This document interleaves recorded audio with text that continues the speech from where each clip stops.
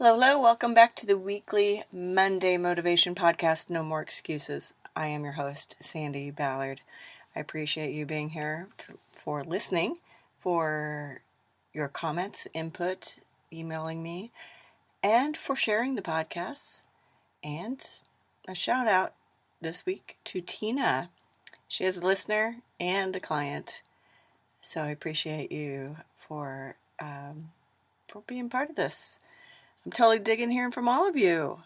I'm on my way to the Big Apple, to New York City, to facilitate a team building event while hopefully all of you are listening. And it'll be fun. Hopefully it's good weather and can get out and about and see some things before I help people communicate more efficiently, more effectively, all while giving back to their community. So hopefully you're going to have a great day. Not hopefully. You will have a great day. Wow. I don't know where hope came from for me. Hope shows doubt. Anyway, we will have a great day. And last week's podcast was determining what's next in regards to your list, in regards to the goals.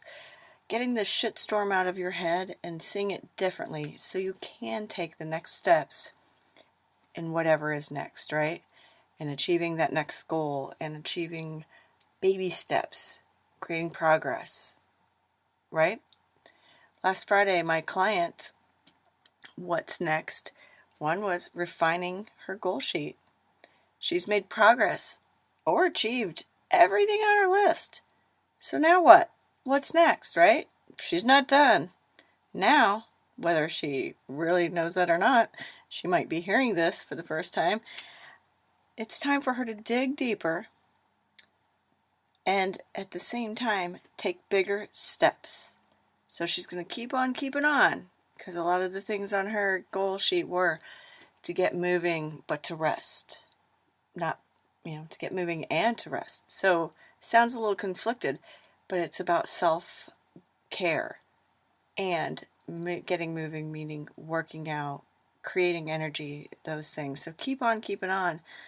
And also digging deeper to take bigger steps.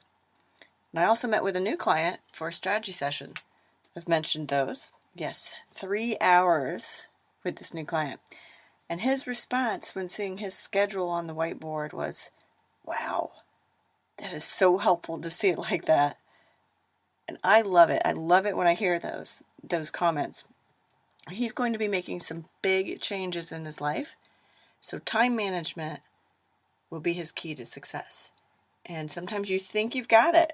Like when we were just talking, I was like, it sounds like you really have a handle on your schedule. But then when I wrote it down, it's like, in the same time, he felt like he was wasting time. So seeing that, getting that all out of your head is huge, right? So Friday was a big day, a great end to an amazingly full week. I kept my lists going. I made notes and emailed myself, so I was able to keep my head clear. I have to for my clients, right? If I'm distracted, it's not fair to them, is it? I was able to be fully present and attentive for them all week. And then I spent a few hours on the weekend prepping for next week, which is this week. But I needed to do that. I needed to just take a break and then come back and go, okay, what's next for me, right? With traveling, I need to make sure for when I get back, I'm fully prepared so I can hit the ground running.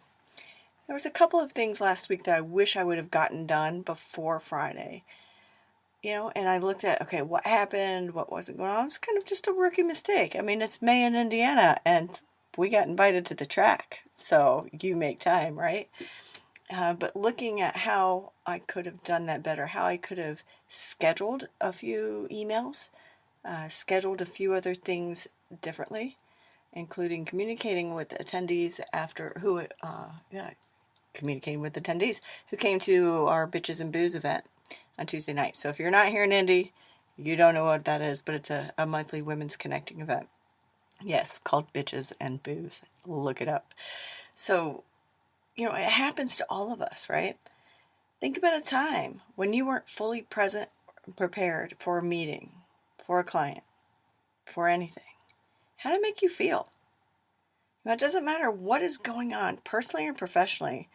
When it's go time for a customer, for a client, for staff, for a department meeting, it's time to check your shitstorm at the door. But how well do you really do that? It affects you, doesn't it? We think, with air quotes around we think we're good. We're smiling. But, the energy, we think we're smiling. So what's going on our face? I know I have no poker face. The energy's off. How are we communicating, leading, responding? All of that is probably off. But we think we're faking it, right? We think we've checked it at the door. And multitasking. Don't even get me freaking started. Multitasking is not a superpower, people. It drives me batshit crazy when I hear people go, oh, I'm like, when I ask them, what are you great at? Multitasking. No, what you're doing is inefficient and it robs everything of your full attention. You got to focus. And again, the importance of a list is keeping it out of your head. Because what I call the list that's in your head is the oh shit list. It's oh shit, I have to do this. Oh shit, I have to do that. Oh, I forgot about that, right? So finding ways to clear your mind. Again, whether it's writing it down on paper or putting it in your calendar, emailing yourself, voice recording, whatever works for you. Find a way to clear your mind so you're fully present.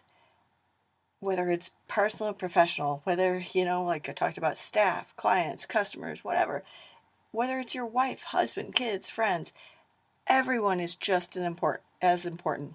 Because think about it, if you're still working or thinking about work when it's personal time, is that fair to whoever you're sitting next to, in front of, around? What about dinner table? Say you haven't seen friends in a while and you're out with them and you're like, oh, just one more thing. Oh, You're always looking at your phone. Is it fair to them? Are you saying they're not important to you? Again, and would you do that shit to your client? Right?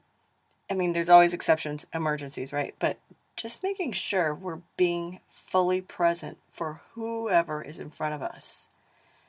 I've been guilty of it as myself.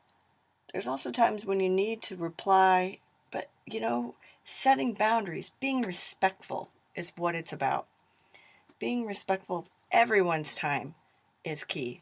We're so caught up in the apology lifestyle that we've forgotten how to be respectful and fully present for whoever, no matter if it's personal or professional. So this week, again, I want to hear from you.